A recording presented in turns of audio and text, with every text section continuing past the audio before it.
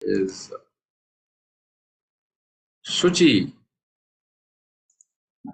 Please unmute yourself and quickly tell about. थोड़ा सा camera adjust करें so that yes, we can see your face. Yeah. Please go ahead. Thyroid अब 15 साल से ज्यादा हो गया है थायराइड होकर के।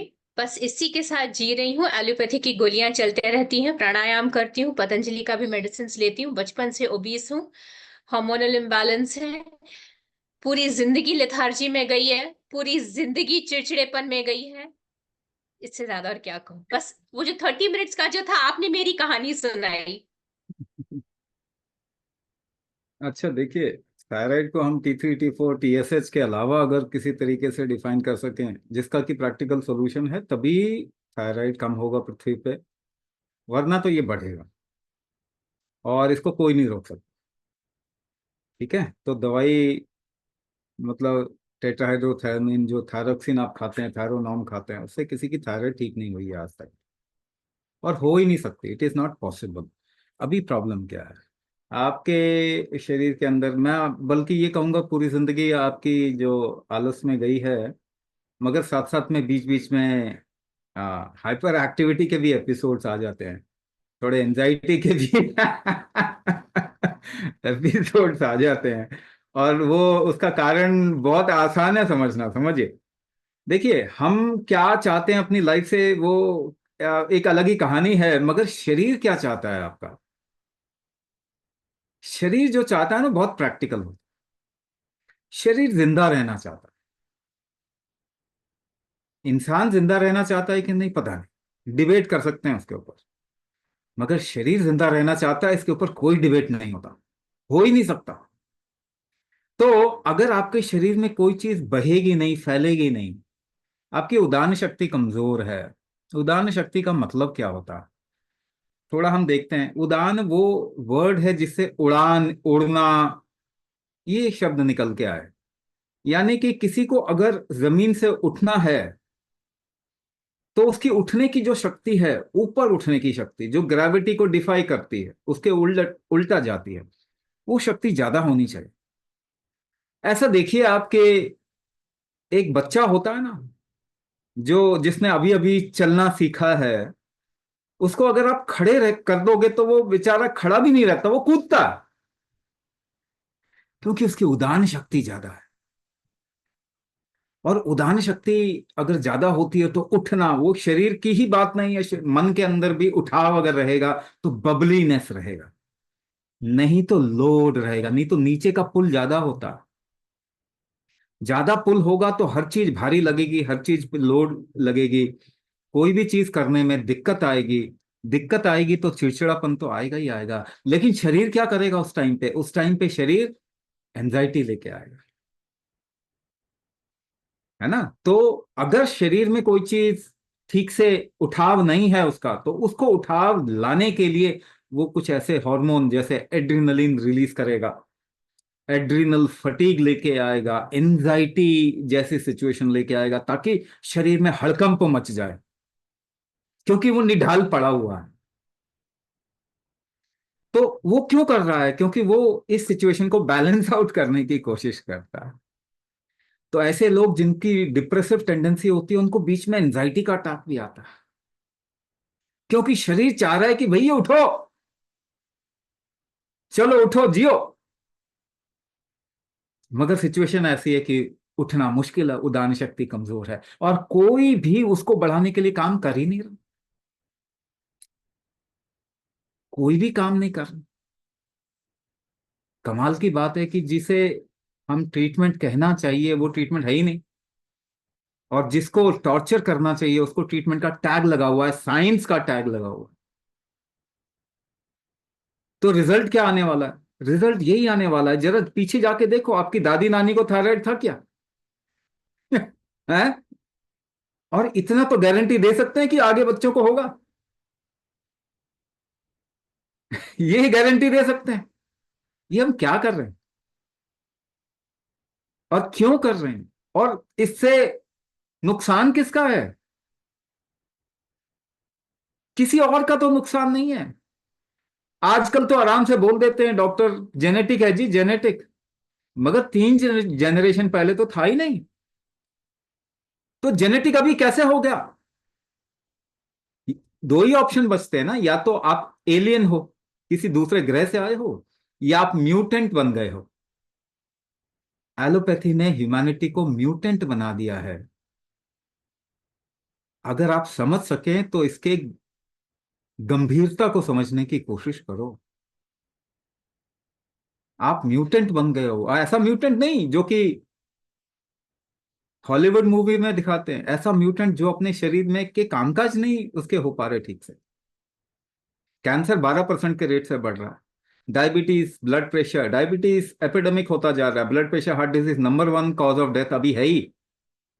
बिना किसी कारण भी हार्ट अटैक आ रहे हैं। ऑटो इम्यून डिसऑर्डर बढ़े ही जा रहे हैं, बढ़े ही जा रहे हैं। 80% डिजीज क्रॉनिक होती है, और वो सारे बढ़े जा रहे हैं, कोई इलाज नहीं। 100 साल में एक इंसान ठीक नहीं हुआ, एक थायराइड ठीक नहीं हुआ पिछले 50 साल में दवाई खा के। और हर इंसान को दवाई खाने के बाद में कॉम्प्लिकेशन आने ही आने, गारंटी है, स्टैम्प पेपर पे लिख लो। जब शरीर ज्यादा ही निढाल रहेगा, उसके अंदर उसका प्रेशर इकोसिस्टम ठीक नहीं रहेगा, तभी देखो किसी चीज को उठाना चाहते हो, बलून में हवा भरनी पड़ती है ना, उसका प्रेशर बनाते हो तो उठता है वो। जब प्रेशर बनाते हैं तो उठता है। आपके शरीर का प्रेशर आर्किटेक्चर अगर ठीक नहीं है, वो प्रेशर बनाएंगे तभी वो शरीर की उदान शक्ति बढ़ेगी। इसको वात कहते हैं आयुर्वेद में, प्रेशर इकोसिस्टम को वात कहते हैं। वात से ही, प्रेशर से ही टेम्परेचर बनता है, थर्मल इकोसिस्टम बनता है, उसे पित्त कहते हैं। ये दोनों मिलकर मटेरियल मैनेजमेंट करते हैं। तो थायराइड केस में क्या है, कोई चीज फैल ही नहीं रही, प्रेशर इकोसिस्टम खराब हो गया, तो मटेरियल मैनेजमेंट तो होगा ही नहीं। वेट कम करके दिखा दो, मटेरियल मैनेजमेंट नहीं होगा आपके शरीर में प्रॉपरली, तो आप वेट कम करने की कोशिश कर रहे हैं, वो तो टॉर्चर हो जाएगा आपके शरीर पे। ज्यादा वेट मैनेजमेंट करने की कोशिश करोगे तो आपको ही मालूम है ना कि ये डाइटिंग और ये एक्सरसाइज तो हेल, मतलब नरक है आप लोगों के लिए। तो वात पित्त को करेक्ट करने के लिए आपको प्रेशर इकोसिस्टम, शुरुआत कहां से होती है? वात, वात राजा है आयुर्वेद का। और आयुर्वेद के टेक्स्ट से 92% आयुर्वेद गायब हो गया, खत्म हो गया। उसको रिवाइव करने की जरूरत है, तभी ह्यूमन एम्पावरमेंट होगा, नहीं तो नहीं हो सकता। थायराइड ठीक होने ही नहीं वाला, डायबिटीज ठीक होने ही नहीं वाले, कुछ भी कर लो। बच्चों बच्चों को एडीएचडी और सारी प्रॉब्लम्स आनी शुरू हो जाएंगी, आ गई हैं। तो प्रेशर से ही उदान शक्ति को हम बढ़ा सकते हैं। इसको और भी तरीके से फॉर्मूला भी इसके डेवलप कर सकते हैं, जो कि हम देते हैं फॉर्मूले, लाखों तरीके के गुम्बक होते हैं उदान शक्ति बढ़ाने के लिए। आप ऐसा मान के चलो कि अगर आप एक्सेल करके, होल्ड करके, उसके बाद लंबा इनहेल करते हो, तो फिर आपकी उदान शक्ति बढ़ती है, जो कि हम अपने प्रैक्टिस में इस तरीके से उसको डिजाइन करके डालते ही हैं। पहला दिन कुंभक करेंगे ना, आपके शरीर में ऐसा एक्टिविटी होगी ना जैसा शायद बचपन में भी कभी नहीं हुई हो। सो you'll feel more energy, you'll feel activity, you feel happy from within। शरीर में हल्कापना या एक्टिविटी आएगी धीरे धीरे करके, जैसे ही वो सेटल होगा आपको खुशी अंदर से महसूस होगी, हार्मोन लेवल बैलेंस होंगे, जितने प्रोटीन का इकोसिस्टम एक्चुअली थायराइड में खराब हो जाता है वो सही होगा। शरीर का रिदम जैसे ही बनेगा, आपके मन के अंदर हल्कापना आएगा, खुशी आएगी, बबलीनेस आएगा, और तब जाके आपको लगेगा जीना तो अब शुरू किया। तो दवाई खा के जीना कोई जीना नहीं है, सब ड्रग एडिक्ट हो, सभी म्यूटेंट हो।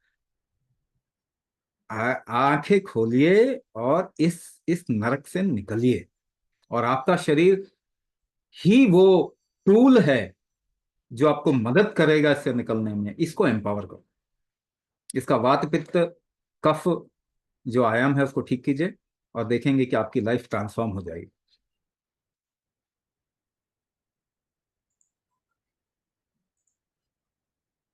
Anil ji, you're suffering from thyroid issues. Anil Thakur, give me a thumbs up. हाँ, so please unmute yourself, अपने वो बताएं जरा शॉर्ट में।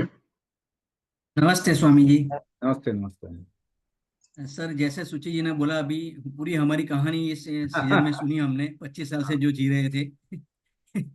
मुझे भी 25 साल से ऊपर से थायराइड है, 50 mg से स्टार्ट किया था, 172 mg पे पहुंच गया था मैं।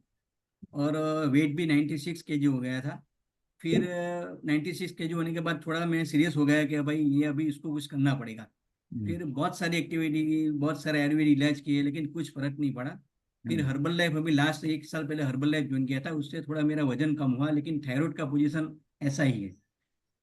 अच्छा। और कोलेस्ट्रॉल भी हाँ, है, लेग पेन है, हम्म कॉन्स्टिपेशन है। हम्म अच्छा। अ, समान वायु दोष आपके शरीर में क्या है? समान वायु दोष। समान वायु दोष और दक्षिण बालकम, इसका मतलब क्या हुआ? मैं एक एक करके आपको सारी चीजें कनेक्ट करके दिखाता हूँ। पहली बात कि अच्छा, पहले आपने जो बताया कि हमने बाहर से कुछ, आपने कुछ लिया, उससे कुछ कंट्रोल में आया। मैं तो आपको ये कहूंगा खाना बंद कर दीजिए तो कंट्रोल में आ जाएगा, मगर आपकी लाइफ तो अच्छी नहीं होने। और दूसरी बात ये, भोजन से आपके शरीर की शक्ति जो है वो नहीं बढ़ती।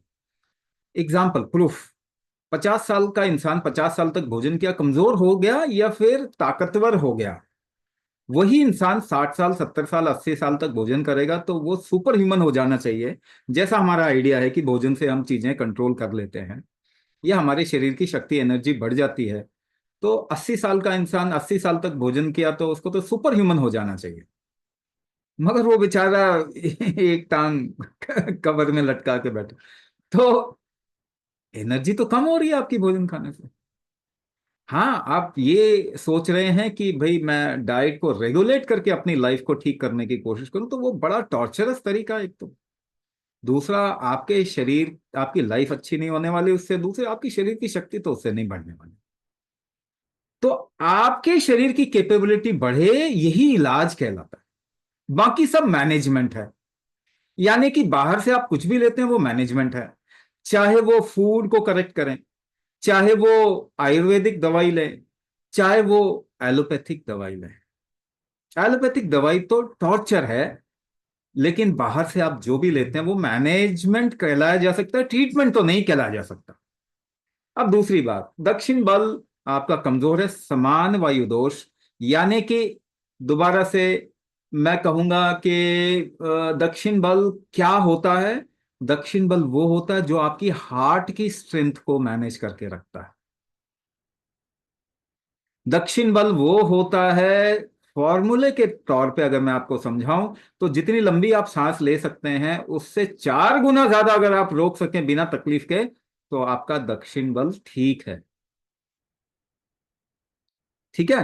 तो हार्ट डिजीज इस दुनिया में बढ़ रहे हैं, कम हो रहे हैं? बढ़ रहे हैं।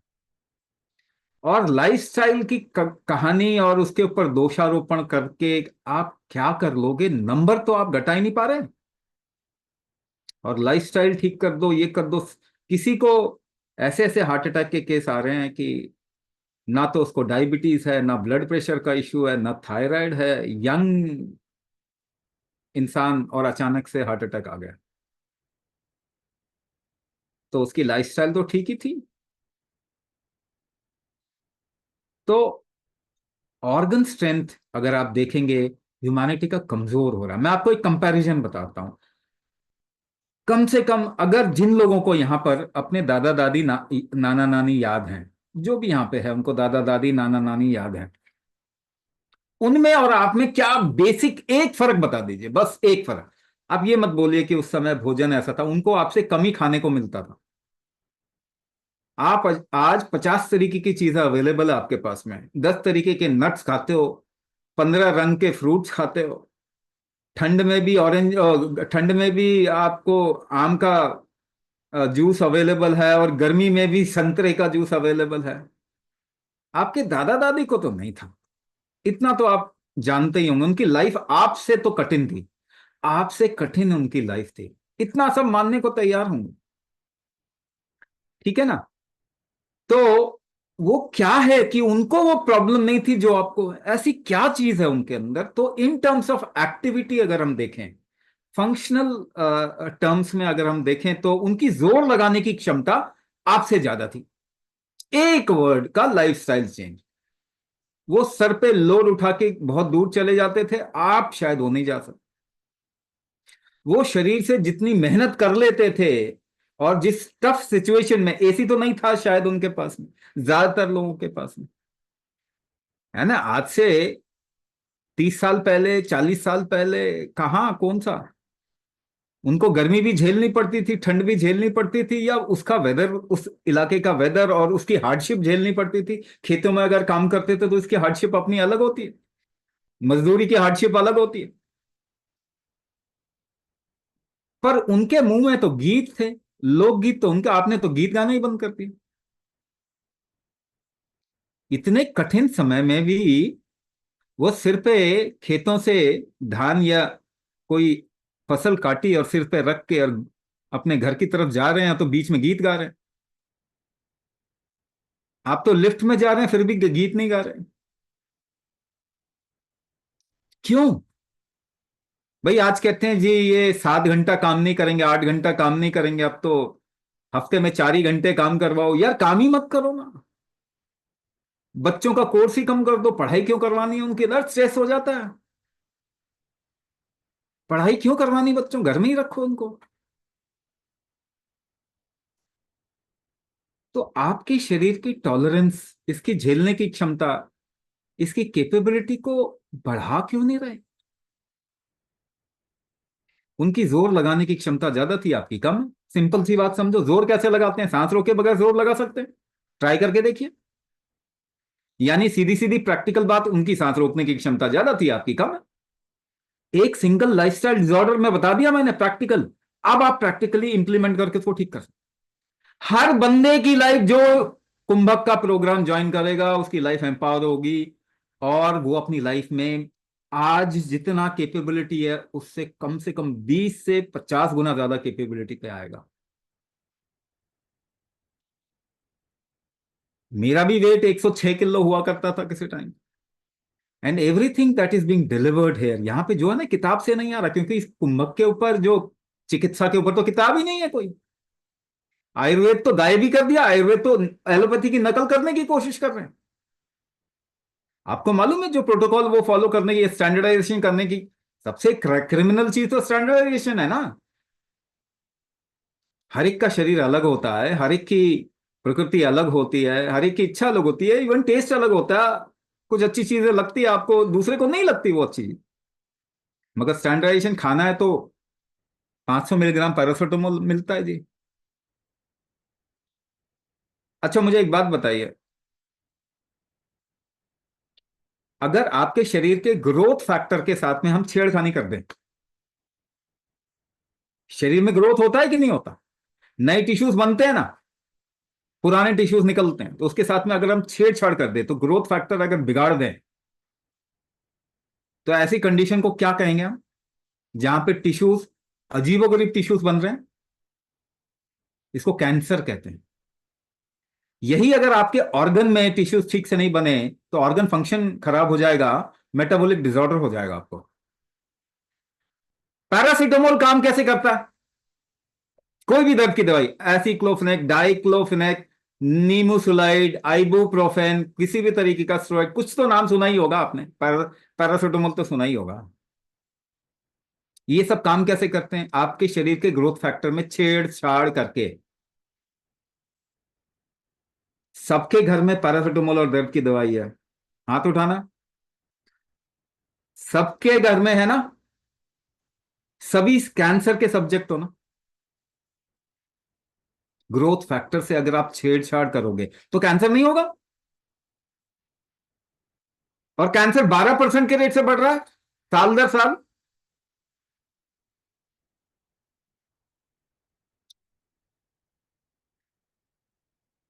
आप सोचो, आप किन मूर्खों के चक्कर में फंस गए। सबसे बड़ा कोलोनाइजेशन हेल्थ कोलोनाइजेशन है। एलोपैथी ने आपको म्यूटेंट बना दिया, ड्रग एडिक्ट बना दिया, और आप उसके ऊपर खुश होते हैं। जब तक हम प्रॉब्लम को प्रैक्टिकल टर्म्स में नहीं डिफाइन करेंगे, उसका प्रैक्टिकल सॉल्यूशन नहीं बनने वाला, नहीं निकलने वाला। और वो प्रैक्टिकल सॉल्यूशन आपके पास में है, केमिकल सॉल्यूशन 100 साल में कोई एम्पेरिकल एविडेंस नहीं ला सका कि ह्यूमन हेल्थ को हमने सुधारा या डिजीज को हमने क्योर किया। 100 साल में कोई एविडेंस नहीं है हमारे पास में कि केमिकल दवाइयों से क्रॉनिक डिजीज कोई एक इंसान भी ठीक हुआ। एक इंसान भी ठीक नहीं हुआ। 80% बीमारी क्रॉनिक होती है, केवल 20% इंफेक्शन होता। इंफेक्शन फिर भी आप एंटीबायोटिक से हैंडल कर सकते हो, मगर क्रॉनिक डिजीज तो आप नहीं हैंडल कर सकते। आपकी हालत तो खराब से खराब होती जाएगी। तो आप अपनी समझ खोलिए, आप अपनी लाइफ को, आपको एम्पावरमेंट आज के टाइम पे करना है ही जरूरी है, इमरजेंसी में जरूरी है। और इन सब चीजों का सोल्यूशन बहुत आसान भी है, ऐसा नहीं है बहुत मुश्किल। अंग्रेजी के 2-4 कठिन शब्द बोल के कोई भी ठीक तो नहीं हुआ ना। आपको 2-4 शब्द बताओ, T3, T4, TS, ट्राईहाइड्रोथायरोनिन, टेट्राहाइड्रोथायरोनिन और thyroid releasing TSH, thyroid releasing hormone. Thyroid releasing hormone का कोई लेना देना नहीं है थायराइड से, सबके TSH में ही प्रॉब्लम है। 90% लोगों को थायराइड है ही नहीं, मगर क्या है वो नहीं मालूम, तो कुछ भी बोलो। 90% से ज्यादा, 95 बोलूंगा मैं, exact to be more closer to the real number, 95% लोगों को थायराइड है नहीं। मगर आप शायद बॉन्ड भर के आए थे ना, जब पैदा हुआ था आपने भगवान के साथ में बॉन्ड भरा था, फिरंगियों को अपने जेब का गाड़ी कमाई दोगे, ऐसा बॉन्ड भर के आए थे आप, पक्का सभी भर के आए थे। नहीं तो ऐसा करता कौन है, ये ऐसी मूर्खता करता कौन है। मगर लाइफ अगर आपकी अच्छी करनी तो प्रैक्टिकल होना पड़ेगा। तो आपके शरीर को एम्पावर करना पड़ेगा, टॉर्चर नहीं, उसका एम्पावरमेंट चाहिए। Nilima ji, just hold on. Sorry. Unmute yourself and quickly tell. हाँ जी, मेरा भी Swami ji, I have hypothyroidism for last almost 28 years. So I was diagnosed in 96, तो तब से मैं मेडिकेशन पे हूँ। तो अब वो धीरे धीरे प्रॉब्लम्स जो आ रही हैं वो cervical spondylosis, lumbar spondylosis, knee issues, osteoarthritis, pains in the body. Morning में खड़े होते हैं, उठते हैं तो मतलब बहुत लथार्जी, हेड में थकान पेन है सारा आपके, टाइम। सिर में दर्द है आपके? सिर में बस टचवुड एक सिर ही नहीं दुखता, बाकी सभी कुछ में कहीं ना कुछ रहता है। एक सर में दर्द नहीं अभी तक हुआ, बस बाकी सब कुछ दर्द हो जाता है। और मगर एक चीज उसके ठीक होती है तो दूसरी हो जाती है। हाँ, उसके मतलब अभी पिछले तो ऑलमोस्ट 1 साल से कभी सर्वाइकल शुरू होता है पेन तो वो ठीक होता है, तो बैक, लोअर बैक हो जाती है, लोअर बैक ठीक हुआ तो फ्रोजन शोल्डर हो गया। मतलब कुछ ना कुछ चल रहा है नॉन स्टॉप। मगर और आपके मेडिकेशन लेते रहते हैं, उससे ठीक है बिल्कुल, और वो मतलब लेवल्स नॉर्मल आते हैं। लेकिन ये जो इश्यूज हैं वो बढ़ते ही जा रहे हैं। देखिए और लेवल, थकान, इतनी मोटिवेशन नहीं रहती है बिल्कुल भी, मन कर रहा है कुछ करने का लेकिन होता ही नहीं। That is the problem. देखिए एक तो सबसे पहले आपके शरीर का डिटॉक्स फैक्टर वीक है। आपके शरीर में कोई चीज आती है, निकलती नहीं है जल्दी से। आपके माइंड में भी कोई चीज आती है, फिर निकलती नहीं है जल्दी से। तो वो फैक्टर, इसे हम कहते हैं व्यान शक्ति। शरीर की व्यान शक्ति यानी कि अपने को रिलैक्स करने की क्षमता, छोड़ने की क्षमता, वो बहुत कम है। तो क्या होगा, शरीर में कोई चीज जब अटकेगी, टॉक्सिन्स फंस जाते हैं, तो आइटिस, इन्फ्लेमेशन बढ़ता है। तो ऐसे लोगों को धीरे धीरे करके आर्थराइटिस बोल देते हैं इसको। मगर बेसिक प्रॉब्लम क्या है कि शरीर में रिलैक्सेशन फैक्टर या डिटॉक्स फैक्टर वो वीक है, इसे व्यान कहते हैं। इसका फॉर्मूला कैसे हम देख सकते हैं, अगर आप प्रैक्टिकली करके देखो तो क्या चीज वीक है, आपका एक्सहेलेशन की स्ट्रेंथ बहुत वीक है। यानी कि अगर इसको एक सिंपल रेशियो से हम देखें, 1:4:2, यानी आप अगर 5 सेकंड का इनहेलेशन करते हैं तो 20 सेकंड होल्ड करके क्या 10 सेकंड का एक्सहेलेशन बिना तकलीफ के कर सकते हैं, वो वीक है आपके अंदर। यानी एक्सहेलेशन की स्ट्रेंथ वीक है, इसे कहते हैं व्यान शक्ति वीक है। और यही चीज शरीर के अंदर इन टर्म्स ऑफ तकलीफ दिखाई देगा। जब तक देखिए, एक एक चीज तो हम सब जानते हैं कि अगर आपके अंदर जब तक कि you are not able to drop yourself, you not be able to even sleep. अगर अंदर कुछ ना कुछ चल रहा है आपके, आप तह लगाते हैं ना जब लेटते हैं तो अलग अलग करवटें बदलते हैं। क्यों बदलते हैं? क्योंकि एक जगह मिल जाए जहां छोड़ दें अपने आप को। लेकिन शरीर की एक्टिविटी में अगर वो रिलैक्सेशन फैक्टर, वो रिदम नहीं है या वो स्ट्रेंथ नहीं है, तो छोड़ना बड़ा मुश्किल हो जाता है। क्योंकि अगर अंदर से कुछ चीज ठीक नहीं है तो आपका शरीर ज्यादा पकड़ता है अपने आप को। अगर खतरा होगा तो आप भी तो यही काम करेंगे। अगर बस में ट्रैवल कर रहे हैं, स्मूथ रोड है, तो आप हाथ छोड़ देंगे। और अगर ऊबड़ खाबड़ जगह आ गई तो पोल को पकड़ लोगे, कस के पकड़ लोगे, कुछ तो पकड़ लोगे कस के। जब भी खतरा होता है तो हम पकड़ने की कोशिश करते हैं। जब भी खतरा होता है हम पकड़ने की कोशिश करते हैं। ऐसे लोगों में इंसोम्निया आ जाता है धीरे धीरे करके। कई लोगों में आजकल इंसोम्निया के एपिसोड्स तो बहुत बढ़ रहे हैं। हाँ, तो डिटॉक्स फैक्टर अगर शरीर का खराब है तो जॉइंट पे ज्यादातर क्या होता है कि जो जिसे हम कहते हैं lymphatic movement, lymph, cellular waste cells के बाहर गैप्स में जमा होते हैं, जिनको लिम्फ नोड कहा जाता है। सारे आपके जॉइंट्स जो है ना, वो लिम्फ नोड्स हैं। वहां पे अगर टॉक्सिन्स होंगे, इन्फ्लेमेशन होगा, तो आइटिस, जॉइंट पेन, ये एक कॉमन चीज है जो आज के टाइम पे बहुत बढ़ रहा है। तो ऐसे में डिटॉक्स स्ट्रेंथ, शरीर का जो है उसका स्ट्रेंथ ज्यादा होना चाहिए। अगर वो नहीं है तो उसको बढ़ा देंगे तो शरीर में आराम आ जाएगा, वरना तो नहीं आएगा। क्योंकि नंबर मैनिपुलेशन तो आप कैसे भी कर सकते हो ना। आपने T4 खा लिया, आपने T4, आप बेसिकली खाते क्या हो? जो आप थायरोक्सिन खा रहे हो या थायरोनॉम खा रहे हो, जो गोली खा रहे हो, क्या है? वो टेट्राहाइड्रोथायरोनिन है, जो लिवर में जाके T3 में कन्वर्ट हो जाता है। ठीक है ना, वो T3 में कन्वर्ट हो जाता है। तो अब आपके नंबर्स को तो हम मैनेज कर सकते हैं। हार्मोन नहीं है तो बाहर से हार्मोन डाल दिया, टेस्ट किया, देखो हार्मोन ठीक हो गए। मगर आपके शरीर ने तो नहीं बनाया वो, आपके शरीर ने तो नहीं बनाया वो। तो बाहर से कोई भी चीज लेके अगर आप करेक्ट कर रहे हो तो धोखेदार, धोखेबाजी है ये तो। ये तो धोखेबाजी है, सरासर धोखेबाजी है। आपके शरीर ने तो नहीं प्रोड्यूस किया ना वो।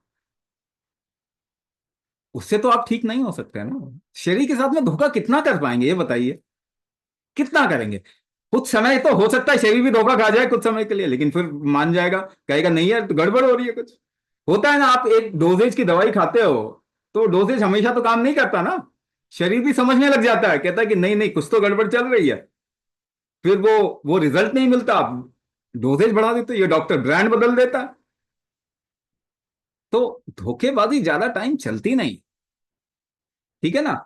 अच्छा, एक और चीज, कोलेस्ट्रॉल किसी के बॉडी में अगर बढ़ रहा है, ट्राइग्लिसराइड बढ़ रहा है, फैटी लीवर या लिवर कॉम्प्रोमाइज है। लिवर का कॉम्प्रोमाइज एक रीजन है थायराइड बढ़ने का, और one of the major reason है थायराइड बढ़ने का।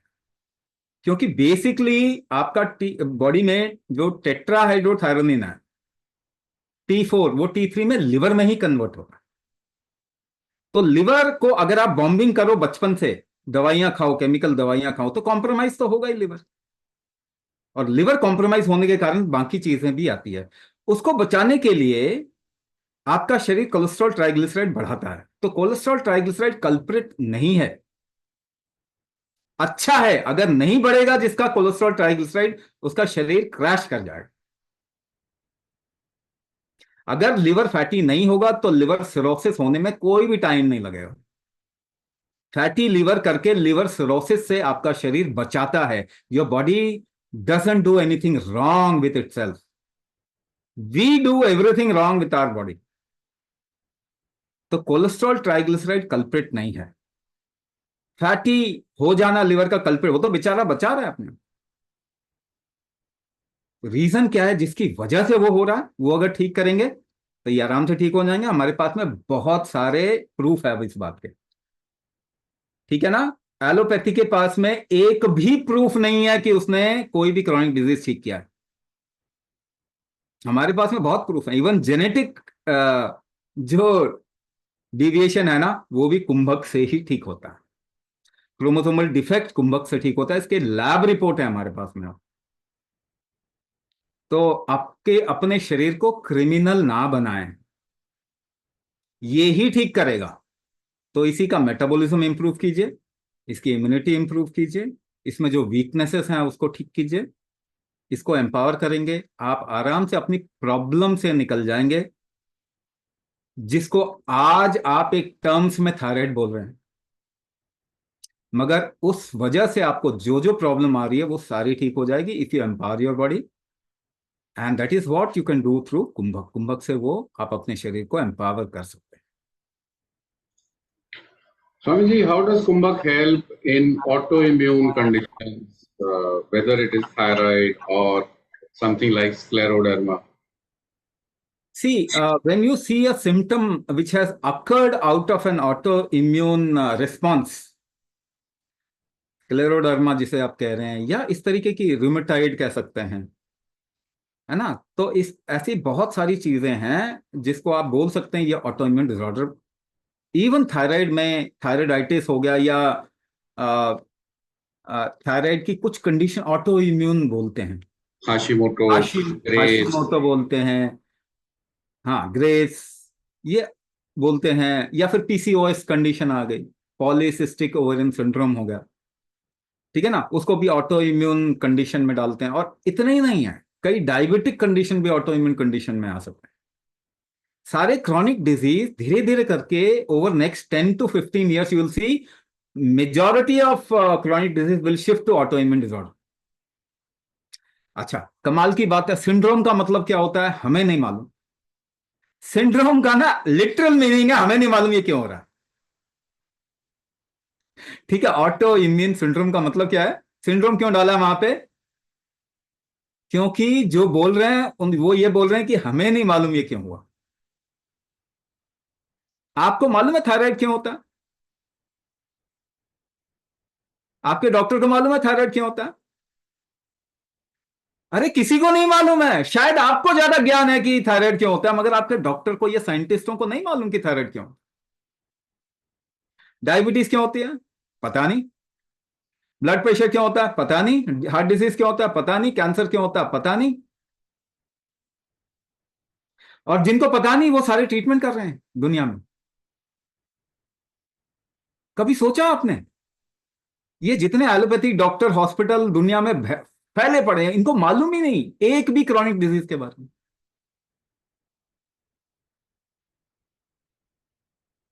और ट्रीटमेंट कौन कर रहे हैं इन बीमारियों का, वही कर रहे हैं जिनको मालूम नहीं कि ये क्यों होता। आपको इस बारे में सोचना नहीं चाहिए क्या? जिनको मालूम ही नहीं कि ये क्यों होता है, वो अगर ट्रीटमेंट कर रहे हैं तो अच्छा तो कुछ नहीं हो सकता। ये तो क्वैकरी हो गया ना। हमारे तो टोने टोटके भी इनसे ज्यादा अच्छा काम करते हैं।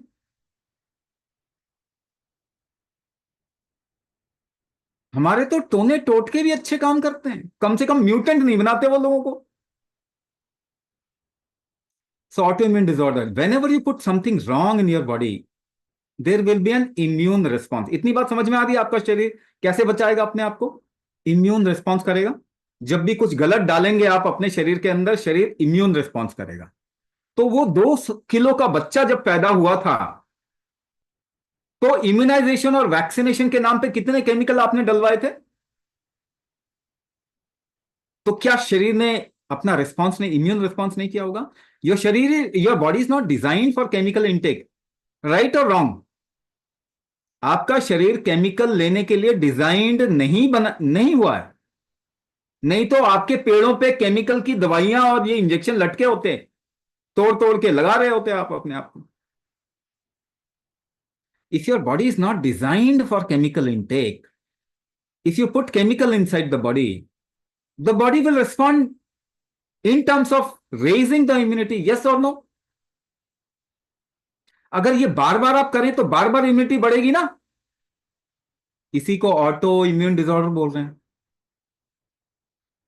तो मैं आपसे सवाल करता हूं, आपने ऑटो इम्यून डिसऑर्डर क्यों क्रिएट किया?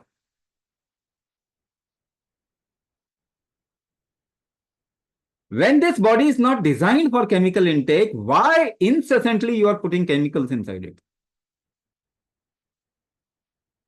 क्या कॉमन सेंस भी खत्म हो गया? हां जी, कॉमन सेंस भी खत्म हो गया। ये फिरंगी इतने ही मूर्ख होते हैं। तो अगर मैं कह रहा हूं फिरंगी सबसे मूर्ख प्रजाति है, तो क्या मैं गलत कह रहा हूं? कौन अपने को बर्बाद करता है ये बताओ? अपने पांव पे कुल्हाड़ी कौन मारता है? There is no science in it, but you are calling it science. Come on, इसको साइंस बोल सकते हो आप, मगर आप साइंस बोलते हो उसको। तो ऑटो इम्यून डिसऑर्डर क्यों क्रिएट किया ये बताइए ना। क्यों ऐसी चीज डाल रहे हैं अपने शरीर में जिसके लिए डिजाइन ही नहीं हुआ? पेट्रोल की गाड़ी में डीजल नहीं डालते आप, मगर जब अपने शरीर को इस्तेमाल करना होता तो ये कॉमन सेंस कहां गया? तो ऑटो इम्यून डिसऑर्डर नहीं होगा, ये शरीर बचाएगा भी नहीं अपने आप को, और फिर स्टेरॉइड खा के उसको भी क्रैश कर देंगे। एक बच्चा अगर चिल्ला रहा है तो उसका मुंह में कपड़ा ठूस दो, मुंह बंद कर दो, हाथ पांव बांध दो, और किसी वॉशरूम में जाके उसको बंद कर दो। इसको आप साइंस बोलते हो?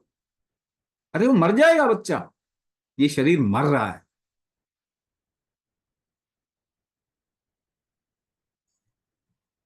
बहुत सीरियस सिचुएशन है। आप लोग भारतीय हो, आप लोग समझदार हो, अपनी आंखें खोल। एजुकेशन से ना लोग मूर्ख बनते हैं, बस, और कुछ नहीं होता। हार्वर्ड का रिसर्च है, एजुकेशन से इंटेलिजेंस कम हो जाता है। At the cost of what we are doing things, at the cost of ourself. Who will take responsibility? आप बताइए। ऑटो इम्यून डिसऑर्डर बोल दिया, ठीक तो होगा नहीं, नामकरण कर दिया जी। At the cost of what? Who will take responsibility?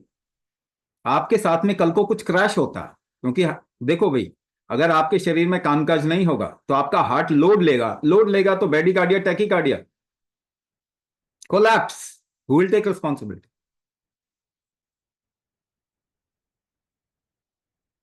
No doctor, no government, no WHO, no America, nobody will take your responsibility, not even your family members। वो चाहेंगे भी तो भी नहीं ले पाएंगे। कोई भी आपको एक सेकंड की भी का भी एक्स्ट्रा जीवन नहीं दे सकता। और अगर ये हिम्मत किसी में है तो आपके खुद के शरीर में है। Your body is not a criminal, don't torture your body, but you are a drug addict. तो ड्रग एडिक्ट का ड्रग तो एकदम से नहीं छुड़वाना चाहिए ना, बेवड़े का दारू तो नहीं छुड़वा सकते ना एकदम से। First empower your body, and the body will be able to do things on its own. Then you will not need medicine, and slowly come out of chemical medicine. Not only chemical medicine, we'll have to correct our food also, hybrid, inorganic process, genetically modified, ये सब चीजों को भी हमको कम से कम सही करना होगा। मगर सही करने से पहले आपकी झेलने की क्षमता बढ़ा लीजिए, नहीं तो क्रैश इनएविटेबल है। झेलने की क्षमता होगी तो झेल जाएंगे, जी जाएंगे, नहीं तो मुश्किल हो जाएगी। Swamiji, we have a lady, she's single, she's doing Ashtang Chikitsa. So maybe her TSH is high. She wants to know क्या उन्हें और भी कुछ करने की जरूरत है? देखिए, अगर अष्टांग ज्वाइन किया है तो कम से कम 6 महीने अष्टांग करना पड़ेगा। उसके पहले कुछ भी और नहीं करना। 6 महीने कम से कम अपने शरीर पे काम करो, उसके बाद देखते हैं।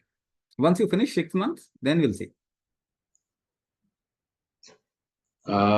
Motorola Moto G30 ma'am, you have a question? या तो टाइप कीजिए या पूछिए अनम्यूट करके।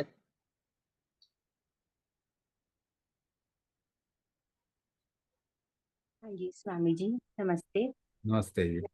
जी मेरी सेम प्रॉब्लम्स नीलिमा जी जैसी हैं। मुझे 12 साल से है हाइपोथायराइड, और पर मेरे को गैस्ट्रिक प्रॉब्लम बहुत ज्यादा है। वो मैंने आपको रिपोर्ट्स भी भेजी थी, पूजा जी ने आपको शायद बात की होगी। तो उसके लिए बताऊँ, मैं रात को सो नहीं पा रही हूँ, बहुत ज्यादा गैस की प्रॉब्लम है। ऐसा है ना, देखिए, गैस्ट्रिक प्रॉब्लम किन लोगों को होती है? 2 कारण है गैस्ट्रिक प्रॉब्लम होने के। एक तो क्या होता है कि आपके शरीर में कोई चीज जब आगे नहीं जा रही होती तो वो पचने की जगह सड़ने लगती ओके। है ना। दो हाँ दो चीजें होती है, डाइजेशन, फर्मेंटेशन। ये दोनों अलग अलग चीज हैं।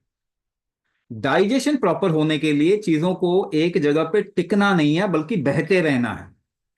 तो नागवायु दोष थायराइड के मरीजों में बहुत ज्यादा होता है। नागवायु दोष का मतलब होता है कोई चीज अटक रही है, जैसे फैट रुक गया, गैस रुक गई, अटक गई, है ना, पानी पानी वाटर रिटेंशन अटक गया, चल नहीं रहा, मूव नहीं कर रहा।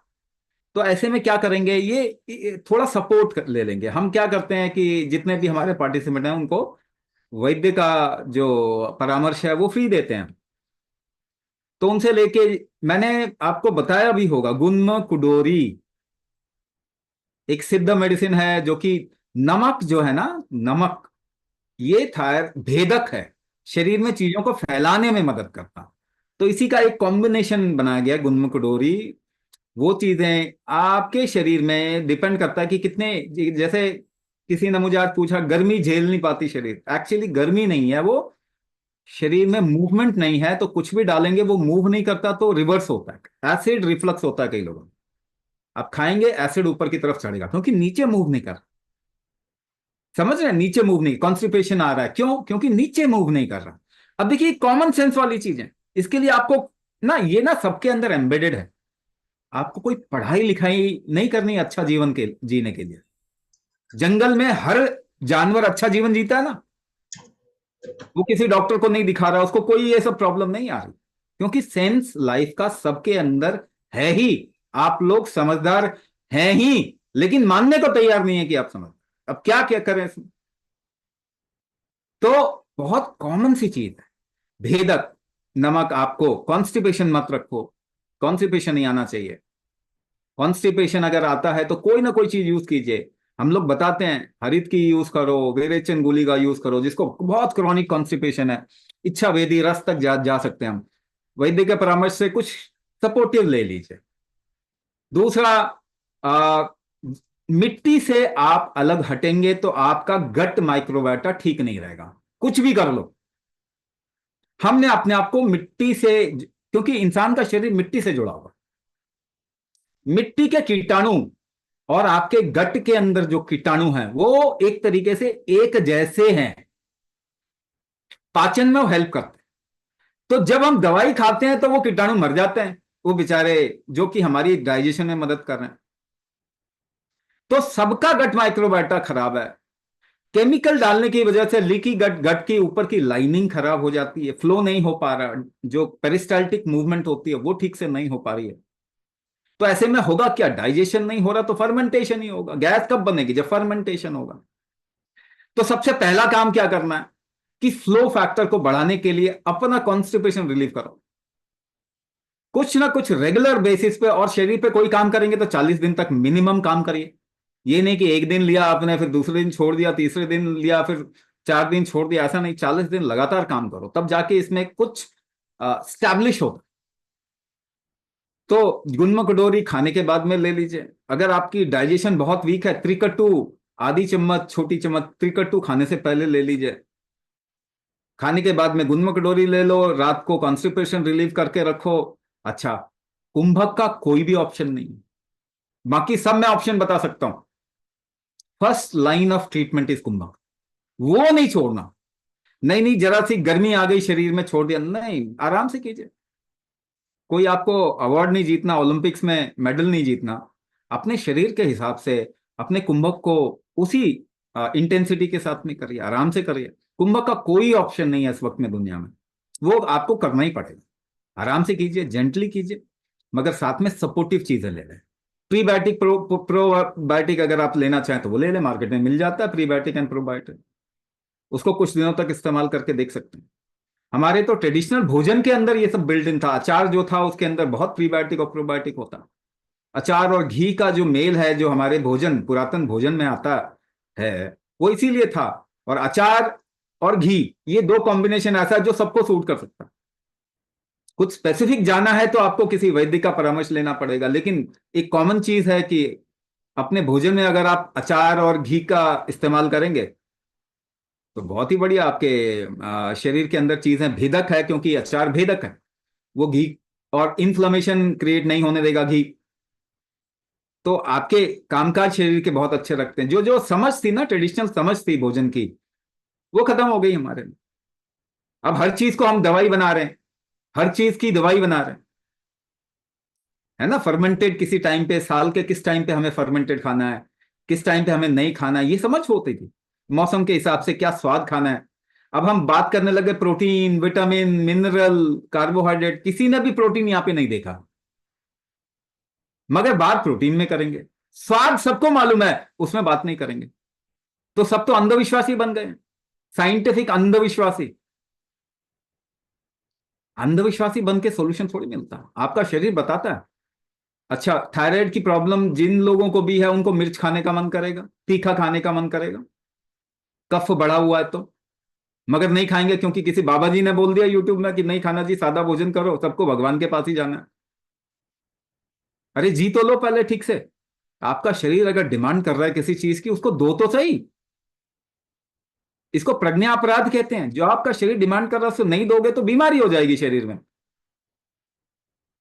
ठीक है, आयुर्वेद का नियम है। मगर सबसे पहला नियम आयुर्वेद का क्या है? यथा बलम तथा निदान। आपके शरीर का जितना बल होगा उतना ही भोजन भी पचेगा, उतना ही शरीर अपने आप को ठीक भी करेगा।